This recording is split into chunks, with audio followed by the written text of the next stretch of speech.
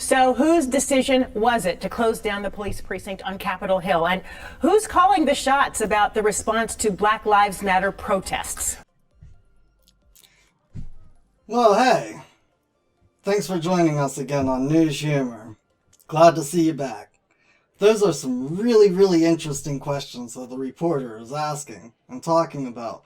Why don't we delve a little deeper into some of these questions and see if we can't find some answers to them, or if we just find more questions.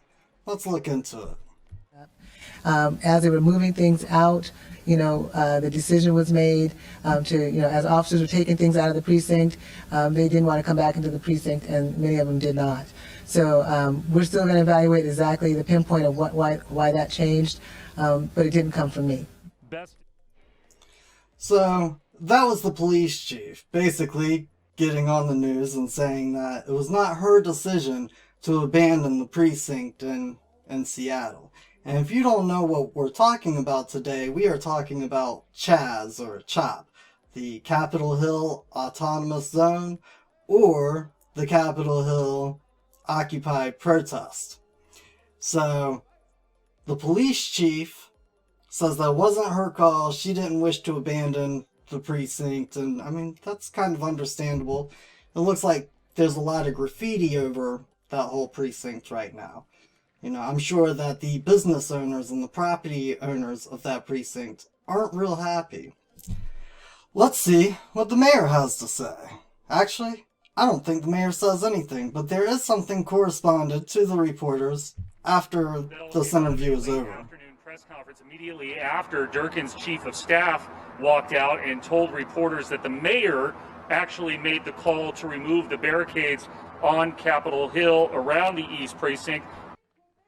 So it seems like the mayor made the call to remove the barricades to give up the precinct, and she's not taking credit for it. Now that's kind of strange, and if you haven't been following this channel, we are kind of on a series talking about mayors and how much authority they have in their own cities. So when the mayor of Minneapolis abandoned the 3rd precinct, he absolutely took credit for it. He said that was his order, that was his call. He owned that decision. And that is very respectable for, a leader to own a decision they make, to stand by the decision they make, because then they're actually leading. They're saying, I will take liability for this decision. But when they don't stand by a decision they make, then they're just ruling you. They're forcing decisions upon you that you can't really hold them accountable for, because you don't know if they actually made that decision or not. And if you think that the mayor is bad for making decisions, or not making decisions in Seattle, however that may go, let's watch the governor.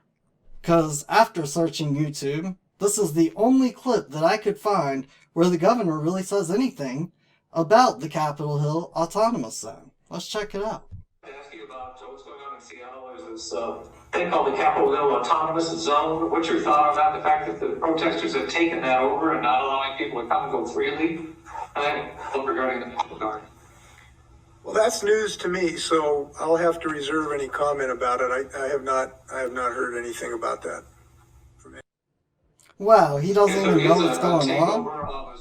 I mean, that's kind of crazy. He didn't even know what was going on. He reserves judgment. Okay, that's respectable. But he never comes out and says what he feels or how he thinks about it one way or another.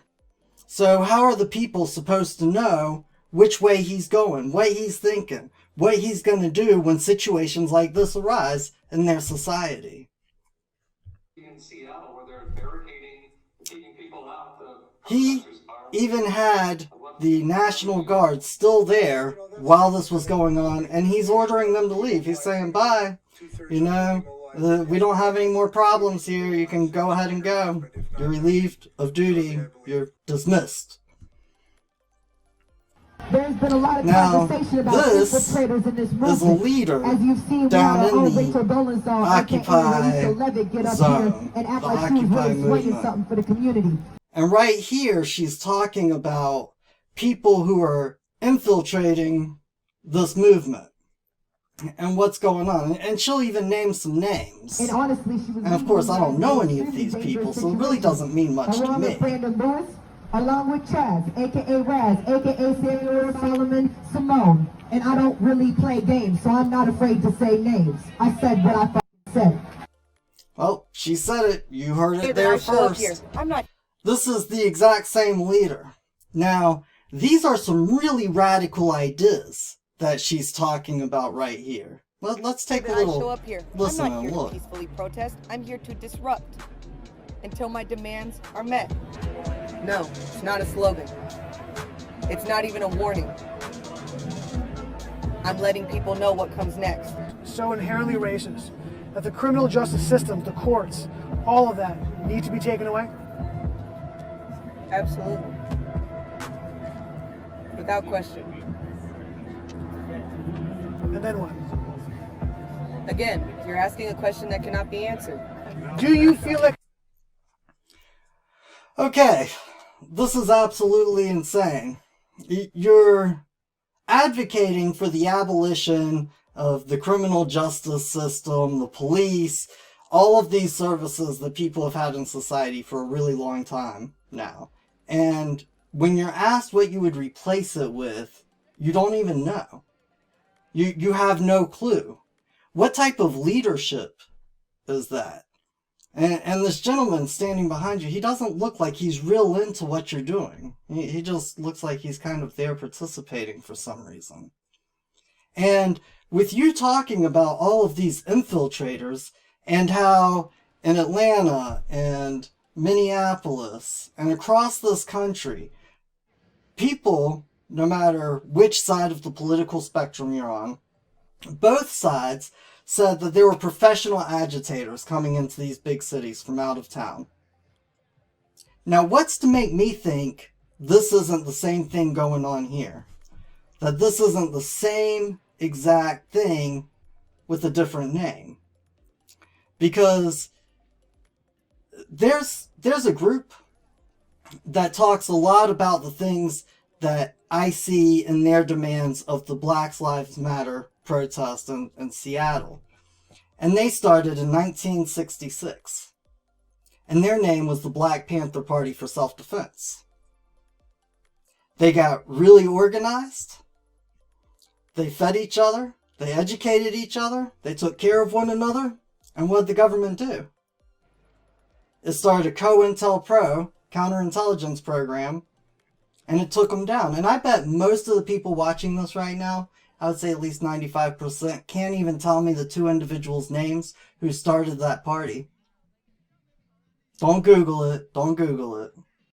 It was Huey P. Newton and Bobby Seale. And I'm going to show you a little bit of a video from a professor years later who got arrested in a felony just for having a book or writing a book that talked about the Black Panther Party. So let's see what this gentleman has to say about the Black Panther Party for Self-Defense. The party. And some of you may be familiar with the Black Panther Party. For those of you who are not, it was an organization that started in 1966 in Oakland, California, as an effort to prevent the police brutality and murder of black people. But it also organized around a range of other issues that were affecting the black community, like health care and housing and full employment and fairness in the courts. The Panthers would find out what the problems were in their communities. And those problems are kind of interesting, because they don't sound like they're new. In fact, I believe that I've been seeing society and the media and the government deal with these problems most of my life. And if they did a really good and effective job at it, you would think that these problems would be solved. But what the Black Panthers did was they tried to solve their own problems. Let's take a look at what he's talking about here. To solve them. For example, they realized that children weren't learning in school, and they weren't learning because they were hungry.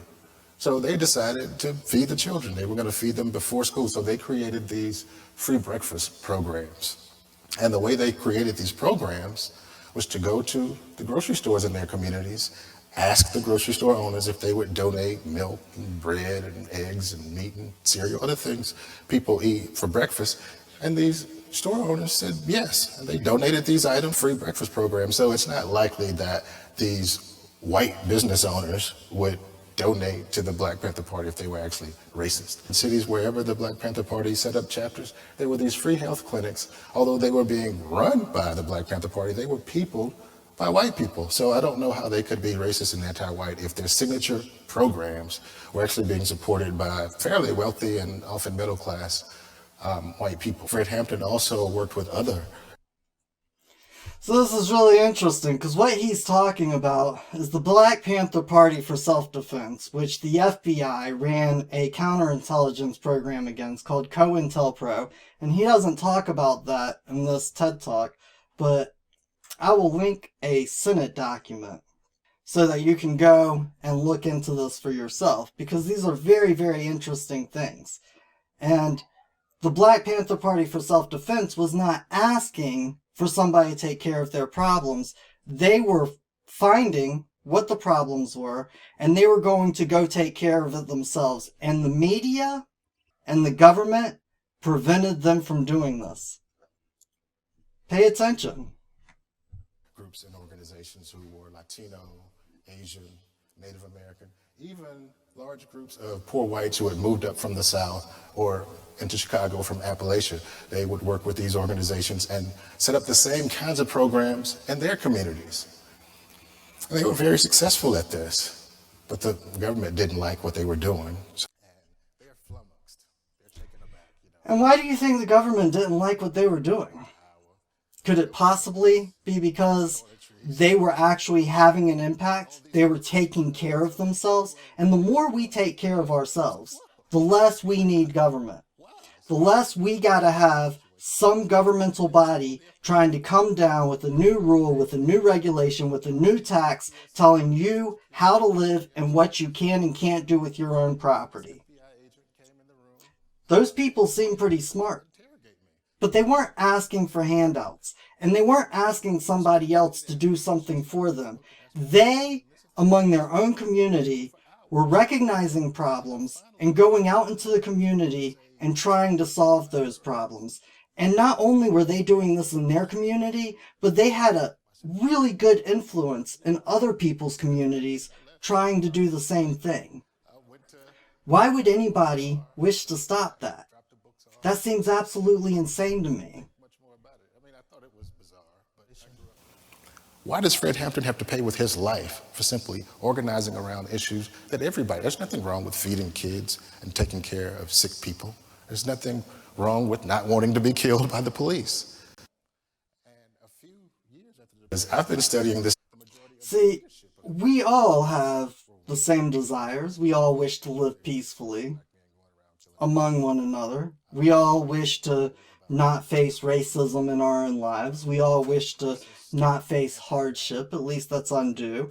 And we all wish for the government to respect the law. I mean, it is people within the government who keeps on saying, no one is above the law. No one is above the law. Nobody is above the law. No one is above the law. No one is above the law. No one's above the law. No one is above the law. That no person is above the law. Nobody should be above the law. Nobody should be above the law. No one is above the law. So how come it appears that most of the time someone is above the law?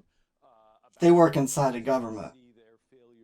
And if they don't work inside of the government, they're wealthy rich, like the people up on Wall Street when the big banks get bailed out. Hey, that might be time it's due again. Let's keep going. Because I've been studying this subject for 25 years now, and what I've discovered is that 73% of all the newspaper articles written about the Black Panther Party were written by the FBI. See, and this is what I'm talking about right here, is that there's a narrative being pushed between the media and the government. And if we look historically, the government has controlled what the media has put out. So, in my opinion, everything that we see on the mainstream news should automatically be suspicious. And especially when it starts pointing out traits that scream highly questionable motives to you. Because historically, the government has tried to control the narrative through the media. This isn't something that's controversial. It's a historical fact. And when we see what's going on in Chicago, and when we see what's going on in Seattle with CHAZ, I'm just reminded of, this officer who lost his job before George Floyd even died. Governor, you can't be a police officer in the state of Washington. Now I am on a administrative leave status pending termination. And he was from Seattle. The exact same city that's now saying, oh, well, we're going to respect everybody's constitutional rights, even though it didn't really get that far out of control. And let's look at how Minneapolis handled the riots and what the people did there, because Minneapolis, Minnesota, the police office was just absolutely overrun. 4th and Cedar blocked off. We have 26th and Cedar blocked off for the safety of our family and our homes. And so in essence, anybody that comes this far, you're just peacefully turning them around. Peacefully, as peaceful as possible. So that's crazy. The people in Minneapolis, Minnesota, the police were overrun. They started protecting their own neighborhoods. They started doing for themselves. And they didn't have a problem. They actually accomplished that goal. And when this was over, people came together from all over Minneapolis and started working with one another to reconstruct their community, to reconstruct their city. Let's see what happened in Atlanta, Georgia. But amid the broken glass, a different gathering. Volunteers bringing brooms, gloves, and a will to restore their city. And I just want to show my kids the right thing to do, This is my city. We're going to wake up and we're going to start cleaning up. So in Atlanta, people came together after the protests, after the riots, and they started cleaning up. They started working with one another. In Minneapolis, you can see behind this police chief that there are white people and black people all together. They're all together. They're not separated by color. Okay. And now I'm going to do something that a few shows back I kind of said I wouldn't do, because I was going on Morgan Freeman's advice, and he says, you want to stop racism? Quit talking about it. And I tend to agree with him. So it seems like the people in the community don't really have a problem with race so much, But I'm going to have to talk about race, because I got some numbers here. Do you know what percentage of the population is black in Minneapolis, Minnesota? 19.4% is black African American.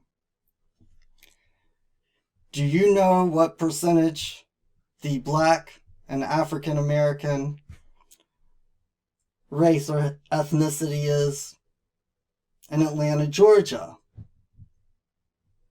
It's 51.8%.